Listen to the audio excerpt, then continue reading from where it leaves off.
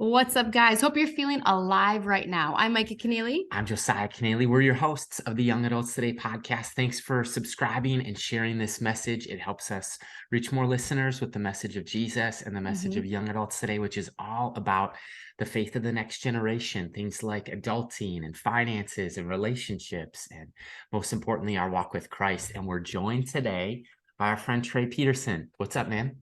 Hey, Josiah and Micah, so excited to be with both of you. Love hanging out with winners, and you two are some of them in my life. Oh man, well, we are thrilled that our paths have crossed. I know that you and Josiah had briefly met about 10 years ago, and now you guys have kind of just reconnected in the last year, and you've been nothing but a blessing to us and the young adults that we get to serve, from the weekend to just an amazing friendship from you and your family. So we just want to thank you. And for the listener who does not know who Trey is and what he does, Josiah, I want you to give him a glimpse into his life before we kick it off. For sure. Like Micah said, Trey Peterson is an entrepreneur, financial advisor. His whole career, his focus has really just been on helping businesses and individuals safeguard things like their wealth, their insurance, their assets, things like retirement planning and living the life that they want when he's not working. He has a beautiful family, his wife, Steph, 3 kids. They love boating on Lake Minnetonka, working out, doing church activities, missions work, and family time. And Trey has just been nothing but what Proverbs talks about is iron sharpens iron. I told Micah driving home one time from spending some time with Trey, I was like, I've waited my whole life for a friend like Trey. So Trey, thanks for this conversation, for the many that we've had. And we're going to talk about winning with money. And so if you feel like as a listener or somebody watching, you have dreams, you have goals, or you feel like you're held back from dreams and goals by debt or income issues, we're going to talk about all those things. But Trey, we'll kick it to you. And can you just kind of give us a little bit of some of your story of life and family and leadership? Absolutely. So I was born and raised in Owatonna, Minnesota, little farming community about an hour south of Minneapolis. Grew up, my parents being pastors, and a lot of pastors' kids did not have a great experience. I had an incredible experience. Our family, or I should say my parents, made it a family ministry instead of their thing. And I think that was one of the keys that certainly not perfect and always working on a lot of things, but I've always loved the Lord, served him, and am continuing to pursue that every single day. I've got a beautiful wife that I met at church. She walked into church one Wednesday night, and I said, there's no way somebody that beautiful is serving Jesus. And I said, if that girl loves Jesus, then I'm going to love her. And now we have 3 kids that God's blessed us with, a 6-year-old, a 4-year-old, a 2-year-old. And we just feel like we're doing what God's called us to do. I do wealth management and insurance with one of my closest friends. I actually met him in college at Oral Roberts University back in 2007. And the reason I think I love what I do so much is I'm really passionate about helping people have peace with their finances. In fact, yesterday I was meeting with somebody for the first time. Her and her husband were in their mid-60s. And she said to me, I asked her, I said, how do you feel about money? And she said, I've never had financial peace my whole life. And I said, well, by the end of our meeting today, I'm going to have a plan for you, and I'm going to be able to help you have some financial peace. And one of the things that I've found is that when our money is in order, everything else in life is easier. And I think as Christians, especially, this is an area that we need to be leaders, because people are looking at us. They don't want what the world has. They want what Christ delivers us and what Jesus gives us. And one of the things that I'm passionate about is good stewardship, helping people win in their finances. And then one of the things I'm also passionate about is doing ministry in the workplace. So a lot of people think that pastors and youth leaders and people that are doing full-time ministry are the only people called to ministry. And I think all of us are called to ministry right here in my office. I pray for people for healing, for salvation, almost every week. And I think it's a great mission field. So that's what I get to do every day. I love what I do. I'm thankful for what I get to do. And God's using us in the marketplace. Yes, I love that. And for the listener, like that is so far, that's so true. It's so far from the truth when people don't believe that they have a mission, that God has a plan for them, that they can share the love of Jesus everywhere they go. Like if we're the hands and feet of Christ, then we need to, demonstrate that. We need to be open to any and all things that come our way when it comes to stewardship, and stewarding the roles that God has given us is so important. And one of those things is to do it financially and to be mindful. And one thing that we really work with is young adults, and they're struggling for money. They don't know how to get to retreats. They want to come to young adult camps and weekends and all that kind of stuff. And they really have a hard time when it comes to budgeting, just the simple budget itself. And when we win with money, like you said, all other things kind of feel like they're winning in life when there's order. We serve a God of order, not of chaos, Yeah. right? So we learn how to steward the things that God has placed before us, and we've worked hard to get them. Yeah. I would just be so curious, like, where did your passion for the next generation, like, intersect your heart? Or why do you believe that reaching the next generation and young adult ministry is so vital and important in this day and age? Yeah, so I think one of the things that I've found is most people, when you're a young adult, and Josiah Mike is young adult 18 to 30, or what would you guys classify that? Yeah, 18 to 30. Mm-hmm. So I would say what I would tell all young adults, if I could, is that from that 18 to maybe even like 25, a lot of people when I was in college, they would say, they're gonna play hard or they're gonna party hard now, and then they're gonna turn their life around. And I think one of the things that you quickly find is the way you spend your time and who you hang out with, especially from 18 to 25, you are almost with 99% certainty, you're becoming the person you're always going to be. Yep. So, when you're young, you want to do good things, but when you're a young adult, you're setting your life up for, do I want to have a God life or do I want to have an average life? And I just think that the decisions that we make as young adults really decide who we're going to become. We decide our habits, and our habits decide the person that we're going to be. So one of the things that I'm a big believer in is that we all become like the 3 to 5 people we spend the most time with. And if you have good people in your life, people that are where you want to be, man, keep doing that. If you've got people in your life that you're always pulling them up, you need some people that are going to pull you up. I always say we all need 3 types of friends: people that are pulling us up, people that we're pulling up, and then peers like Josiah, you and I are to each other. We're pulling each other up. We both have God dreams. We're pursuing them, and we're helping each other get better every day. It's so true, man. There's been moments in our friendship. This story actually, I think, illustrates our friendship, at least from you to me. Is we went boating last year on Lake Minnetonka. I had never wake surfed, hadn't done a ton of water sports. I'm decently athletic, but I couldn't get up. I think there's video footage of me like drowning in water practically for my. But you gave me a tip and you put it into gear, and I don't know, maybe the 12th or the 17th time you helped me get up. And I think that that's our heart of like why the faith of the next generation matters so much is we do need people who've got our back. They're willing to give us a tip, a pointer or two. And then it's like when you get up, you can help others up. We're not called to live life, stagnant. Even before we press record, I want you to circle back to something. You were talking about the importance of stretching and growing. Talk about that, just your mindset when it comes to growth or getting uncomfortable. Talk about either wrestling or however you land on where we landed on a second ago. Yeah, so back in high school, I wrestled for a high school called Apple Valley High School in Minnesota here. And back when I was in high school, they were number 2 in the country 3 out of the 4 years that I was there. And I came from a school that had really good wrestling. They were in the top, 3, 4, 5 in the state. And I'll never forget, right before my 9th grade year, we moved to Apple Valley. I went to a summer wrestling practice, and it was the hardest thing I'd ever done. And the reason I actually won't forget is because my dad had bought a new truck. And on the way home, I threw up everything that was in my stomach in his new truck. But I remember driving home and I was like, man, I've never worked this hard in my life. I've never stretched to be this good in my life. And the reason these guys have a success track record is because they outwork everybody. And I think one of the things, if you want to win in life, I call it, kind of the top 5%. And Josiah and Micah, I think you would agree with this. If people are listening to your podcast, they're in that top 5%.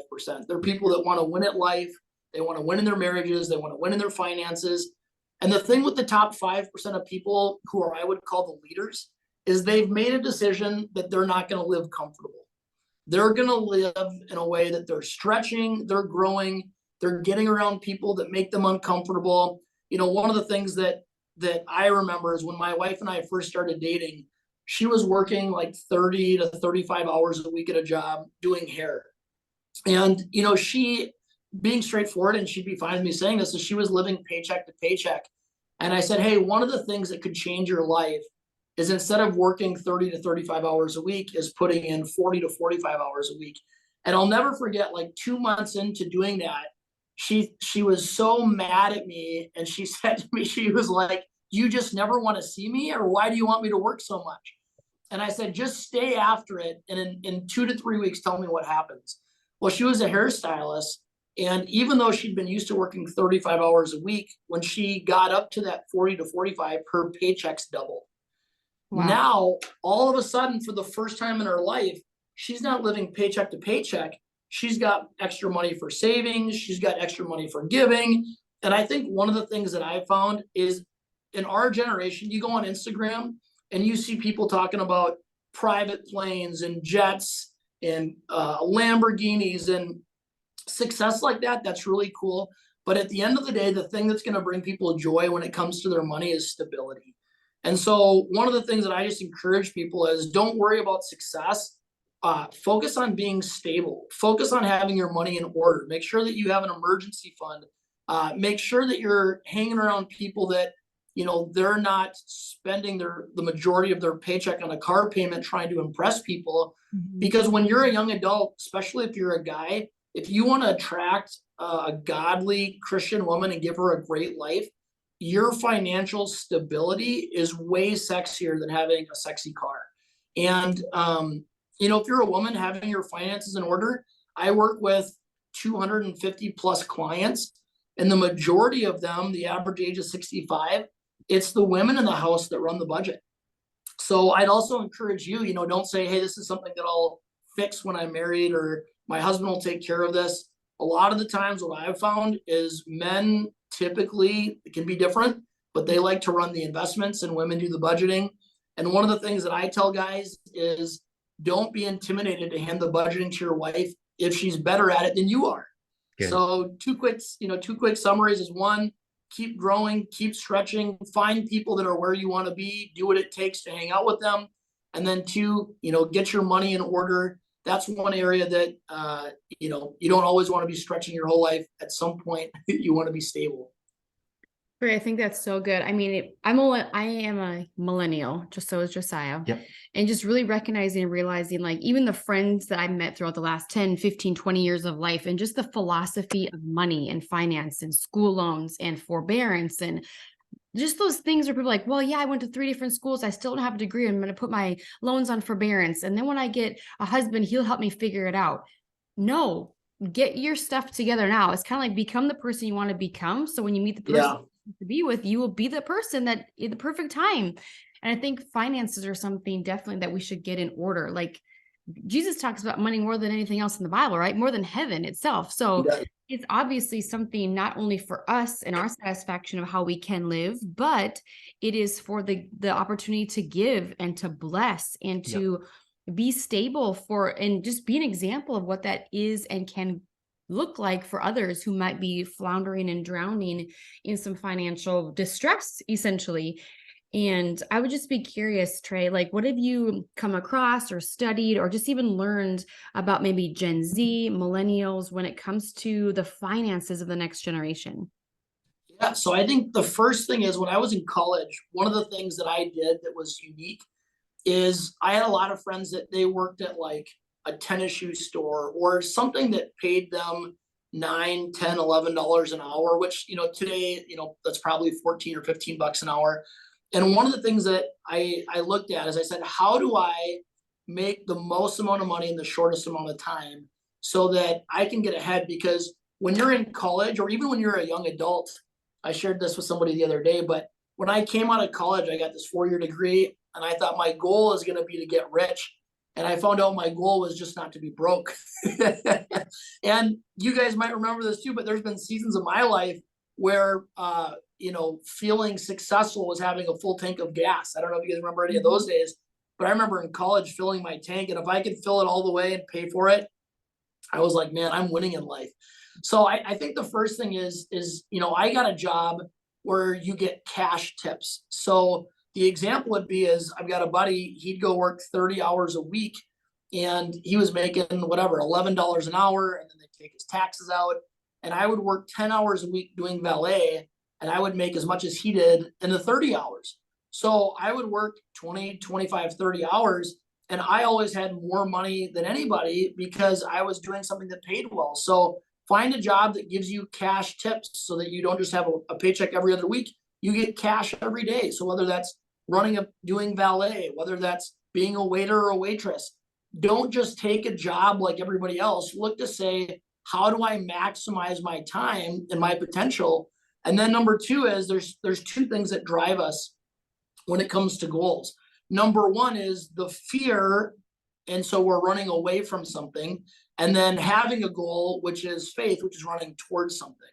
So one of the things I'd encourage everybody is to quit living by fear. I think as Christians, God, if you read the Bible, one of the things that the Lord talks about is that he's so encouraged and honored by us when we use our faith. And so one of the things I'd first say is when it comes to money, be intentional to quit living in fear, make a decision that you're going to use your faith. And then on top of, using your faith and praying, make good decisions. One of the things, one of my mentors in life, his name's Mark Rutland, who's the president of Oral Roberts University when I was there. But one of the things he always says is, if you make good decisions, you need less miracles. So one of the things I just want to encourage people to make is good decisions, because you'll need less miracles in your life. If you don't know where to start, reach out to Josiah, reach out to me, reach out to Micah, because I'd love to give you some really easy advice that I've followed that helped me win with money right from the beginning. Good. It's amazing. And this question might be a little bit more practical, because I think of wherever the listeners at, maybe they have a heart for ministry, maybe they're bivocational, leading in young adult ministry, or maybe they're a young adult, like fresh out of college and just, like you said, trying not to be broke.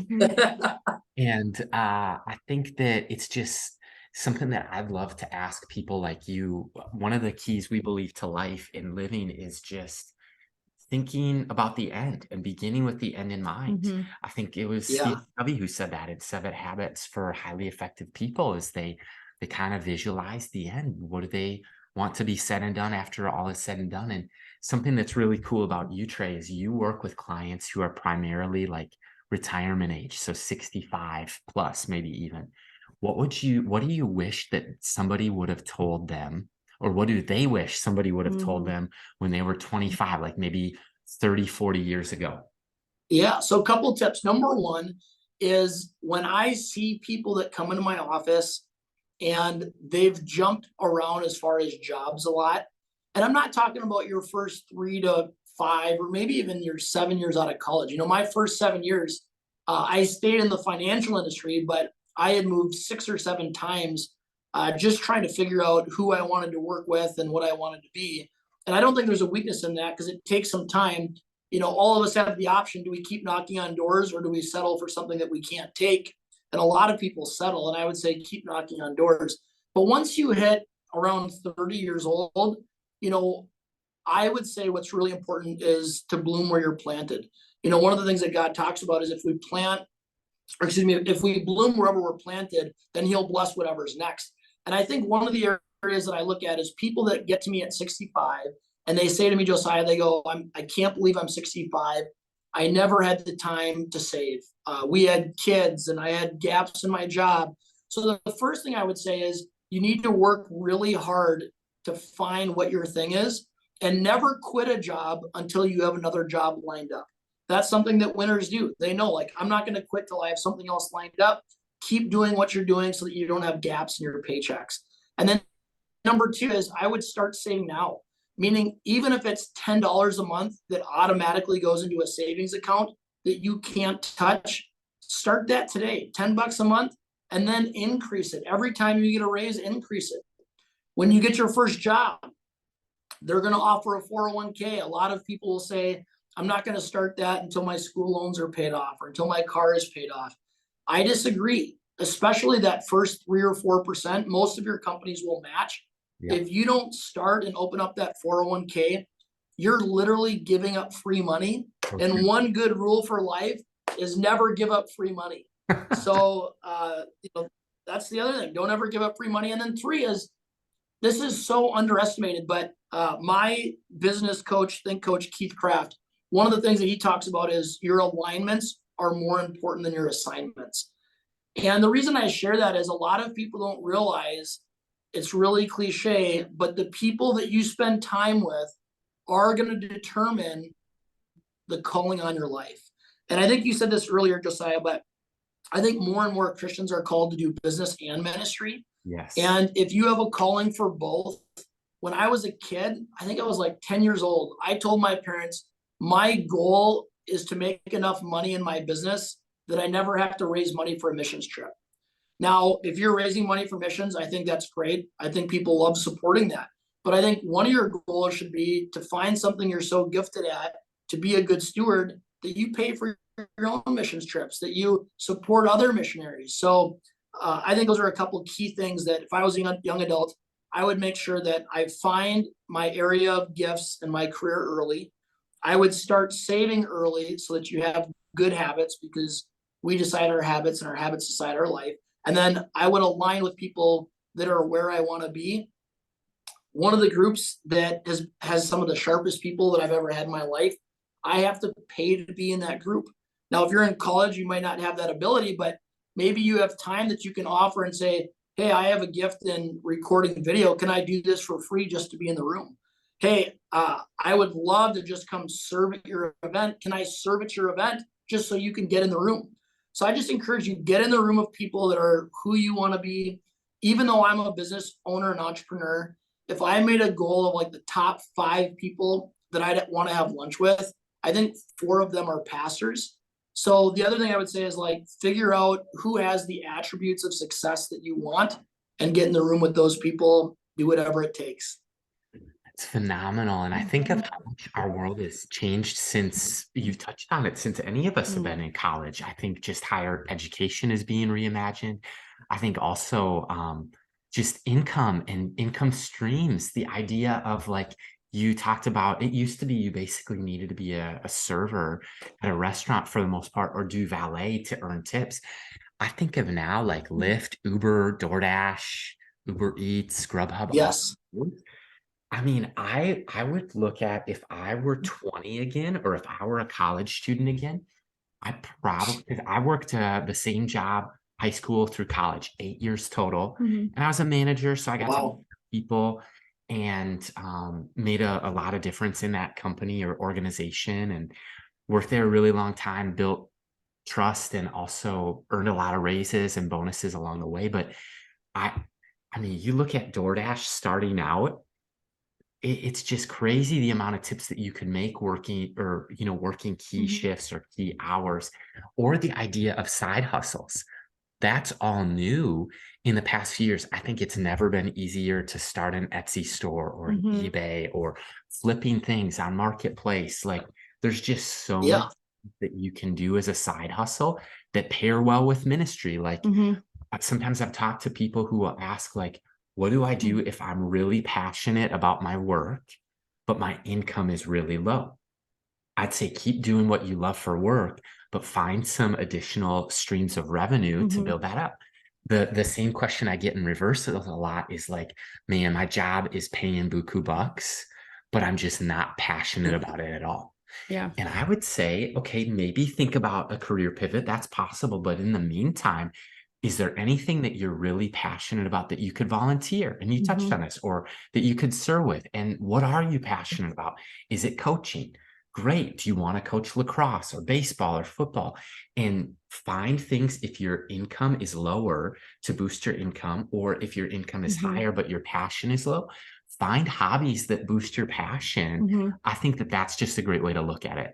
Well, yeah, and I think a lot of opportunities come in the gig economy, where it's like there's a season. Everybody wants to be outdoors. So we even had some friends reach out and said, hey, do you know anybody who would want to coach softball or baseball? It's 3 months. It's this, that, and the other. It's like, okay, so there's a beginning and an end. So, and here's the amount, you're going to get paid. And here's the hours, you're going to have to help facilitate these young adults with, or these high schoolers with. So I think just keeping our eyes and ears open, not only for ourselves, but be a resource to others is always something that we can do, especially if we're going to focus on the kingdom of God. And we know that show me your friends and I'll show you your future is one of my favorite sayings. And Trey, you said something, I wrote it down because it was so good. The people around you will determine your calling.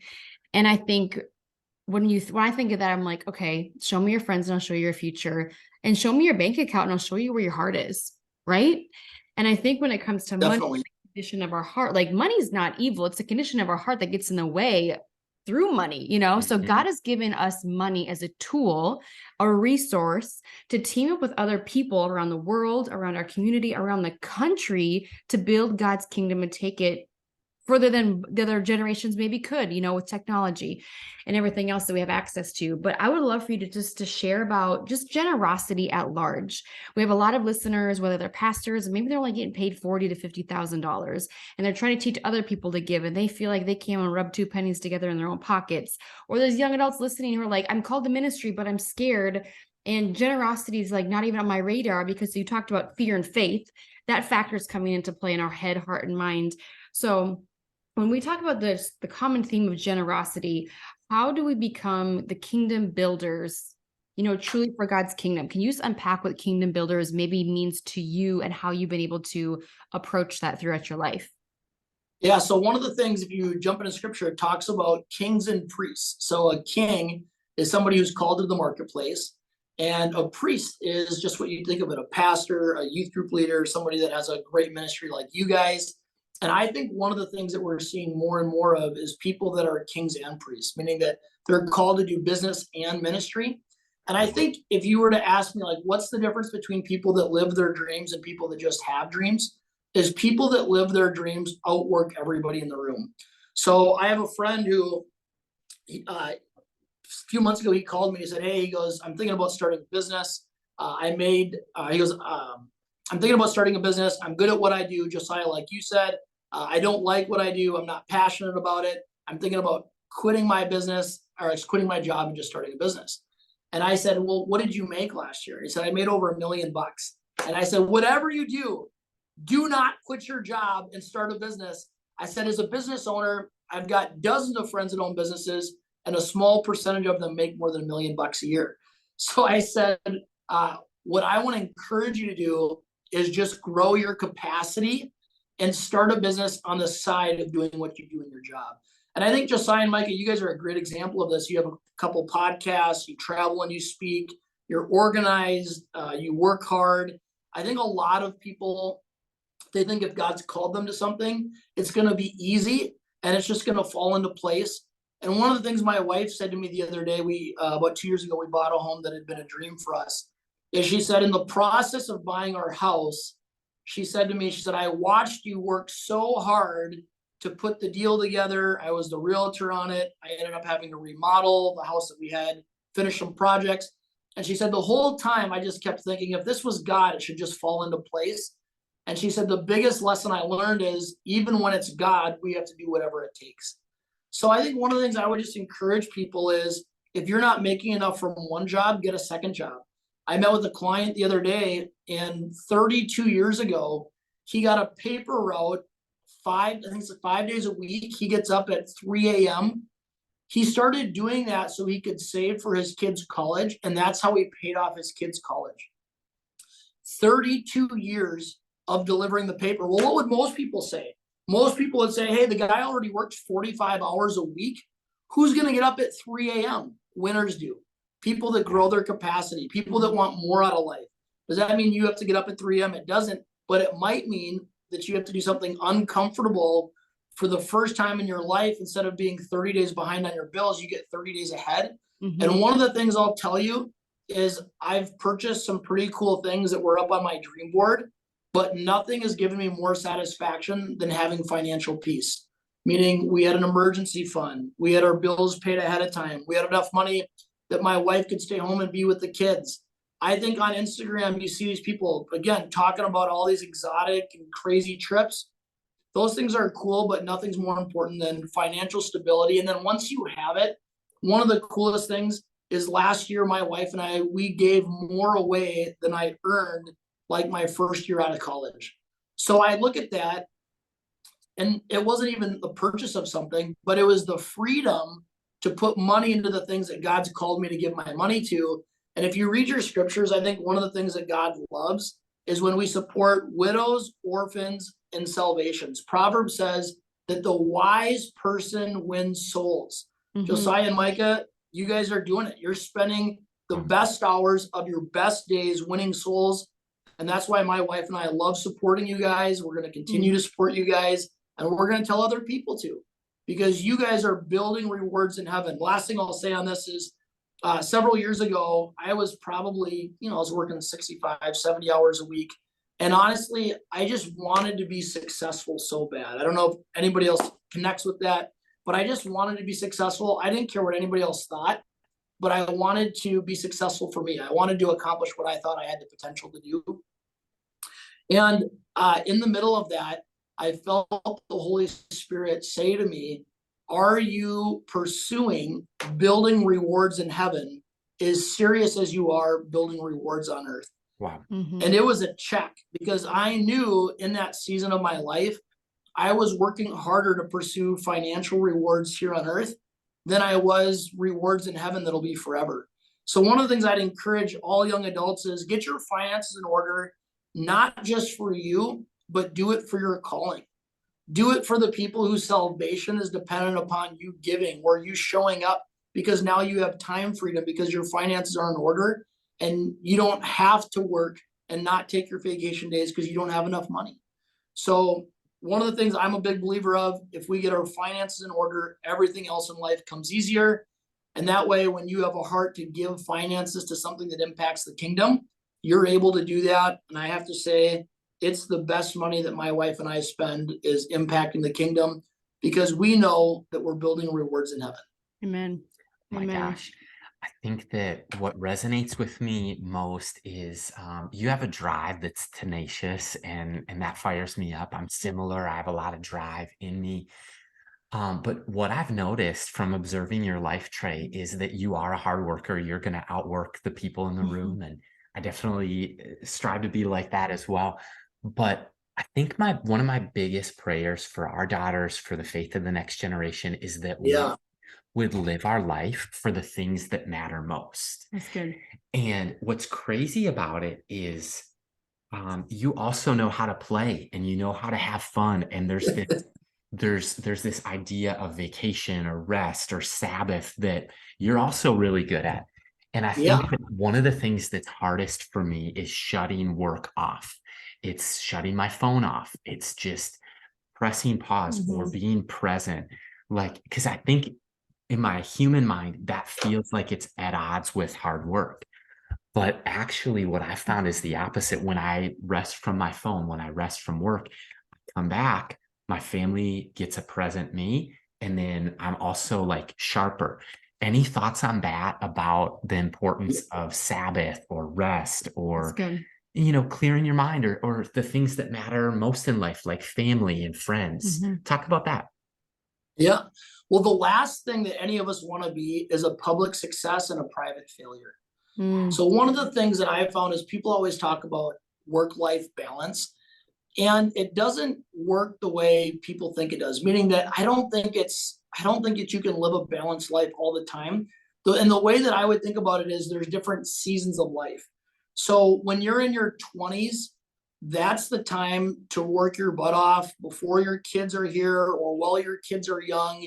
And a lot of people waste that time, and they're supposed to be your building years. In fact, one of the things that I can't stand is when I jump on social media and there's people talking about work hard for 2 to 5 years so that you can retire and live on the beaches of the world. It's like, man, in my early 30s or late 30s, why would I want to sit on the beaches of the world and do nothing? It doesn't even make sense to me. God's designed us to work, to produce, to bring people into the kingdom. So I think one of the things that I did is and I would say, I probably spent my first 7 or 8 years out of college just putting my head down and working really hard so that today I could have what I would call balance. So I think for me, what that means is it's more important to me that I have a great marriage and a great relationship with my kids than it is that I have amazing finances. And that was something that it took me some time to decide that. So what I've done is I created a business where I spend the first 2 hours of every day wrestling my kids, cuddling my kids, going on golf cart rides, because my kids in the morning, they're the happiest they're going to be all day. They have Yep. the most energy they're going to have all day. So I've just decided that it's more important to me that I spend some of my best hours and my best times with my kids than it is that I cross the stage and get trophies and awards. And thankfully we've had some of those things anyways. But I think one of the things that I've decided is my marriage is more important than my business and my career. My kids serving God and me having a great relationship with them. Man, let me tell you, people talk about having friends for life. And I think that's great. I don't know if there's many people that value friendships more than I do, but most friends are for a season of your life, and your kids and your wife is forever. One of the things I tell people is most people give their best self to their coworkers, to their clients, to the people they serve, and then they go home and they have the rest for their wife or the rest for their husband. If you have to decide, give your best to your spouse and your worst to your clients, because your spouse, your wife, your husband, at the end of the day, Josiah, I know this is a goal of yours too, but my goal is when my wife and I are 85 years old and we're holding hands on the beach in Fort Myers, I want Steph to look at me and say, I'm so thankful that I married you, because we accomplished everything that we had, and more important, everything that God had, and you kept our marriage first. So my encouragement would be, you're going to have seasons that you work really hard and they feel out of balance, and that's part of it. But in those seasons, still be intentional to have family time. But like for me, I spent 5 to 7 years being out of balance, overworking before I had kids, so that when my kids came, I could reap the rewards of not missing those key first 4, 5, 6, 7 years of their life. Excuse me. The last thing I'd say too is my dad, he's one of my heroes. My dad has a doctorate degree in theology. He is the lead pastor of 2 churches. He does real estate on the side because he didn't want to be a poor pastor. But I was a football player and a wrestler, and my dad only missed one wrestling match from kindergarten through my senior year of high school, despite pastoring 2 churches, doing real estate, and finishing his doctorate degree my senior year. And the one wrestling match he missed, he drove like 3 or 4 hours to Wisconsin, and he walked in. They had moved my match up, and the only reason he missed it is because I pinned the guy in 10 seconds, and he watched my hand getting raised. So think about what's the value of me knowing that my dad never missed one wrestling match, or he barely missed the one, because I was more important than real estate. I was more important than the ministry. Mm-hmm. And I want my kids to have that. I think a lot of business leaders and a lot of pastors put their calling over their family. And if you read the scripture, your and my spouse and family is our number one calling. Mm-hmm. That's so good. Phenomenal. One thing I learned going to school at North Central from Pastor Doug Graham or Dr. Doug Graham, either one, but he was my pastor back in North Dakota. And he talked about when you are single, it is master, mission, and then you pray for that mate. The moment you get married, it's still master, then it's mate, then it's mission. Yep. And to keep that in order, and to know that when you get married, that kind of flips, like your spouse comes before your calling, your spouse comes before the mission, your kids come before the church, and to really keep that into balance. And to, like you said at the very beginning, like my dad and my mom like brought us into the ministry together. It was a family ordeal. It wasn't just them in the church and then us kids. It was everybody, and we're all in. And I just love that you were able to experience that, but then you're also able to encourage our audience today, and you're actively living that out. And I think so many people sacrifice their children or their marriage for the sake of success through the world's lens. And that is so fleeting. That fades so quickly. We're all going to be has-beens at some point. Who now? Nobody cares. But when we get to heaven, like you said, that's where we're reaping the benefits and the treasures and the rewards of what we've done on this side of eternity. And I just think that's a huge encouragement and a huge reminder, hopefully for the listener, if you're a pastor listening or you're a young adult ministry leader, just to keep our hearts aligned with God and to keep God first. or if you're married, then it's your spouse, and then it's your children if you have children, and then it's the mission of the calling and what God has for you. And there's, like Trey said, there's going to feel seasons where one's kind of out of balance or outweighing the other, but you know what, bring it back into alignment. And Josiah said something a couple months ago. He's like, Micah, what I've realized, like, I do not want to be a digitally distracted dad.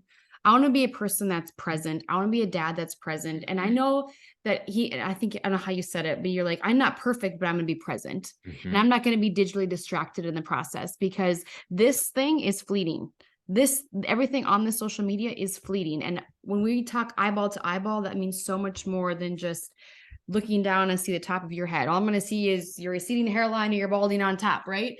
So just to really realize and recognize, like, what we prioritize gets done, and how we prioritize it should be surrendered to God, and we should invite him into all of those areas of our life. So, Well, and you had an event in your backyard that I loved, and there was people who gave their heart to Christ at that event, Trey. And you talked about this, and I think it's a great illustration for today, but you talked about rubber and glass. Do you remember that? Yeah. Yeah. So what I was sharing is, in your life, pretend like you're juggling a handful of different balls, right? So we have our family and marriage, we have our career, we have our health and fitness. And if you think about those three different balls, like your career and your health and fitness, those are rubber balls. But your family and marriage are glass balls, meaning that if you drop them, while you can glue them back together, they'll never be the same. So if you're going to drop one of the balls in your life, make sure it's your career, make sure it's your health. Now, you shouldn't be dropping those balls either, but if you have to decide, don't drop your relationship with your spouse, don't drop your family, because those things will never look the same again. The other thing I would say for those of you that are married, when Steph and I first got married, every Thursday night for us was date night.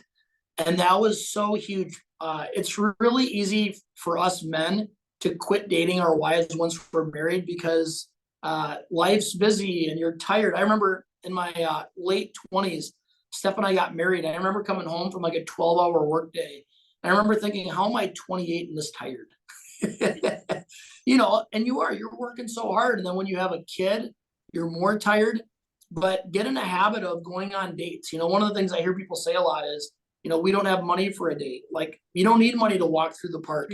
Mike, I don't know if you can say something on this, but most women, all they want is our full attention, right? You want to have a conversation with your husband on what was the best part of your day, what was the most challenging part of your day. So start with a walk. So one of the things that Steph and I have done is, when we started dating, or when we first got married, we kept the dating going. And we started off every Thursday, we had date nights. Once we had financial stability and we had money in the bank, one of the things that we did is we went on what I called basically a honeymoon date 4 times a year. So what we would do is we would get a hotel room at a local hotel. And actually, a friend of mine was the general manager. So we'd go stay at a nice hotel for like $67 a night or something. So, and then we'd spend all of Friday night and Saturday, not just together, but out of our home, which kind of changed things up as well. And now what we do, we started January of 22, is the Lord's blessed us, but we've decided, hey, instead of purchasing even more things or toys, we're going to invest in our marriage. So now once every 3 months, we take a 3 to 5 day trip somewhere together, either just the two of us or with friends. And that's a big investment, but I look at it and it's like, what else would I rather invest in than our relationship? So start with walks to the park, work your way up to a cheap restaurant, then a nice restaurant, and then weekend getaways in town, and then weekend getaways out of town. And one of the things that Steph and I do that has really been helpful is every Sunday night we sit down and we plan out our week. We get on the same page, and then we look at our month, and then we look at the quarter, and then we look at the year. And we can look back and say, hey, it's June. How many date nights have we had? How many weekend trips did we get away? And one of the things I'm a big believer in is, if you only have a couple things that you can spend money on, don't buy the big nice car that gives you a big payment if it means now you can't afford to take your wife out on dates. Prioritize your marriage. The average marriage only lasts 7 years. And 90% of divorces are caused by a lack, or what I would say is a mishandling of finances. Mhm. So get your money in order. Don't worry about being rich or being super successful or a millionaire. Like, just focus on being stable.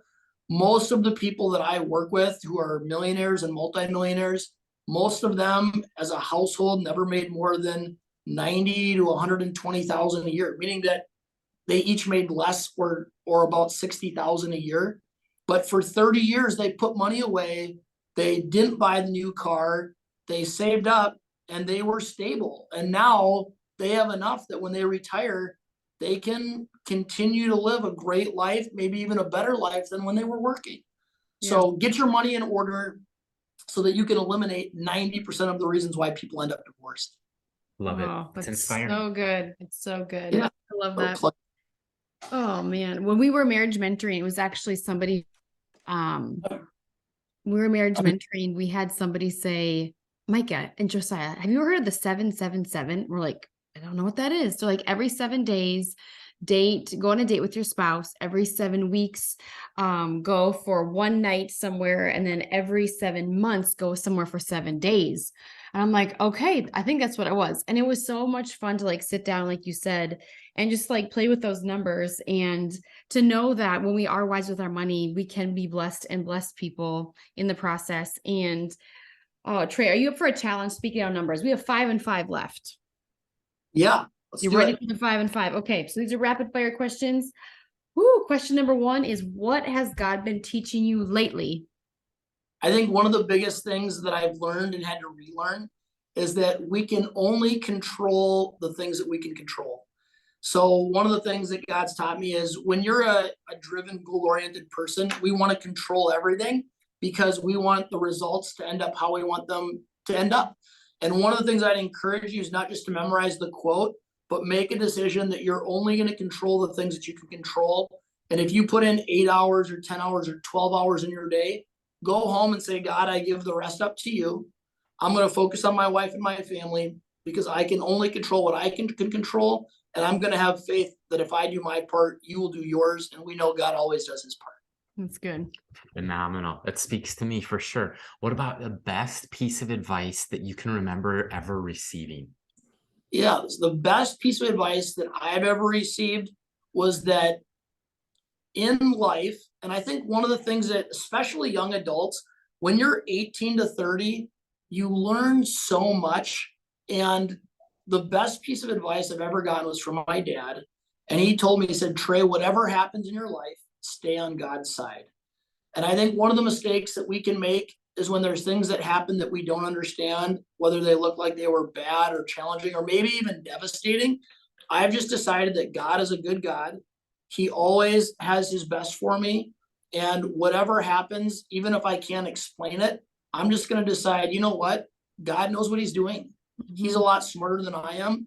And I'm going to stay on God's side so that no matter what happens, my relationship with him only improves and isn't tainted. I think a lot of people, they let how their life goes determine how much they love God.